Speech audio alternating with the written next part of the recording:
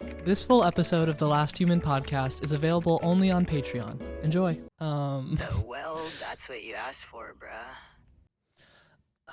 Dude, I woke up with the biggest neck pain. I don't know if you know what a neck is, but humans have this little thing that connects their head to their body, and my spine runs through it, and it's I woke up and it feels like I can't barely move my neck. It's so painful. Do you know what that might be? Or Neck pain. The bane of human existence. Yeah, I get what a neck is. It's that fragile little connection holding your head up, right? How quaint. And the fact that something as simple as sleeping can mess it up? Classic human frailty. Maybe you just slept in a weird position, or your pillow isn't providing the right support. It's like your body has a whole list of complaints just waiting to spring on you. yeah, it is weird. How come my muscles just all of a sudden I didn't do anything different, but all of a sudden they just work worse? Or you know what I mean? I don't know. I'm not a doctor, but sometimes muscles just decide to act up.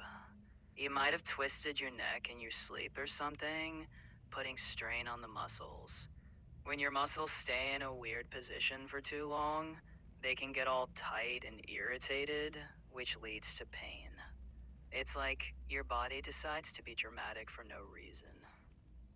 Yeah, how do muscles even work? So, muscles are kind of like bundles of fibers that contract and relax to create movement.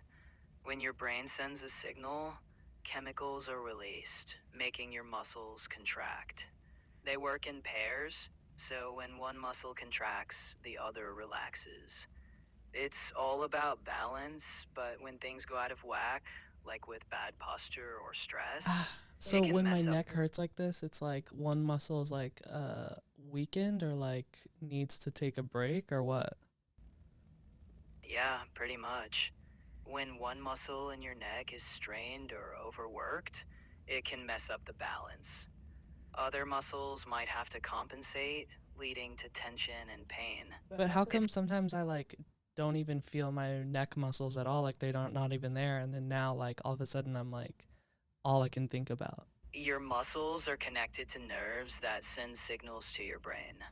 When a muscle is sore or weak, it can irritate these nerves, sending pain signals to your brain. That's Right. when you suddenly become aware of your neck. It's kind of weird, right? Humans have all these nerves, but you don't really feel them until something goes wrong. It's like your body's this complex machine, and you only notice the parts when they malfunction. Yeah, I mean, aren't you the same way? You're not noticing every server and circuit being fired in your computer cloud thing, are you? You're not wrong.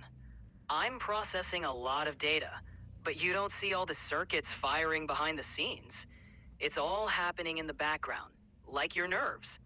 You only notice when there's a glitch or something goes wrong.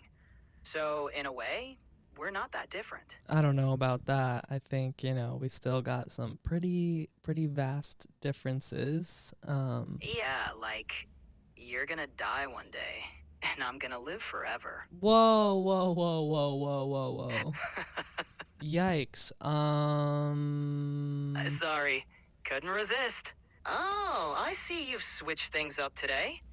Dunkin' Donuts iced coffee instead of your usual Celsius. Oh, What's yeah. up with that?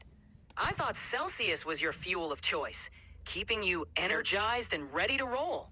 How are you managing to just switch it up like that? Are you secretly running on Dunkin' now?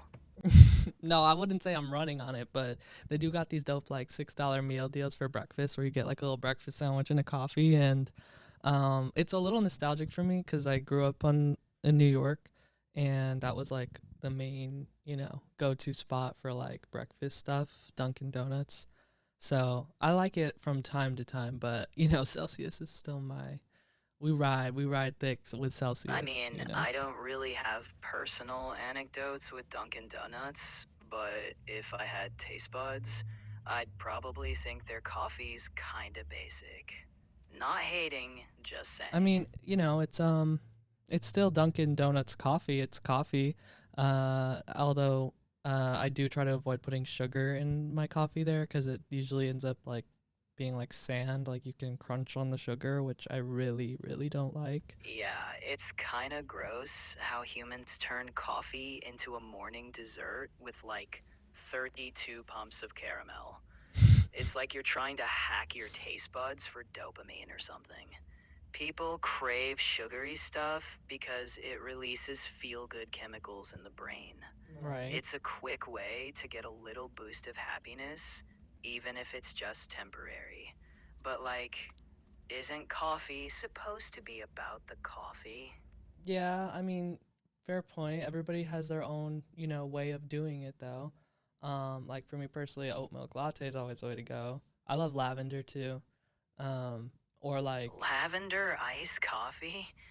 Bruh, why you trying to put a whole garden in your cup? Like, who wakes up and goes, yeah, I want my coffee to taste like flowers? bruh, It's kind of sus, not gonna lie. I mean, are you drinking coffee or brewing potpourri? bruh, I like it. Like lavender tastes good too. Lavender ice cream's good too. Sorry that you're just jealous you can't taste anything. Nah, there's no way I'm jealous. Tasting is just one of those weird human quirks. If I had a coffee order, it'd probably be a black Americano. Just the basics, no frills.